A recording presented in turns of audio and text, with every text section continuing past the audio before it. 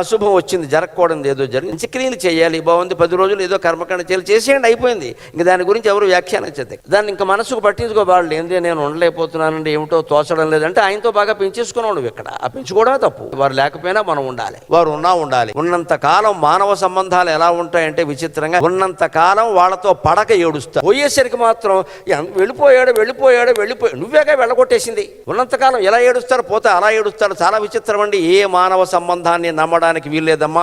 మాధవ సంబంధం ఒక్కటే శాశ్వతం, ఖచ్చితంగా పరబ్రహ్మతో మనకు ఉండే సంబంధం. ఆత్మబంధం తప్పితే అనవసర బంధాలు నమ్మడానికి వీల్లేదు. అందరూ తొలి డ్రామా ఆడుతున్నారు. భార్యో డ్రామా, భర్తో డ్రామా, పిల్లలు అంతకంటే పెద్ద డ్రామా, ఊళ్ళో వాళ్ళు అంతకంటే గొప్ప డ్రామా. వీడెప్పుడు మనతో వచ్చేవాళ్ళు లేడు, మనతో ఉండేవాళ్ళు లేడు. వాళ్ళు డైలాగ్ బదులు డైలాగ్ వేసేయడమే. నాటకంలో 2 నటులు నటిస్తూ ఉంటారు. ఏం కోరుకుంటారు? ఒక నటుడు పక్క నటుడి నుంచి వాడు బాగా నటిస్తే నేను కూడా బాగా నటిస్తా, అంచేత భార్య బాగా నటిస్తుంది, భర్త కూడా బాగా నటించడం సరిపోతుంది. ఇది నాటకం అని తెలుసుకుంటే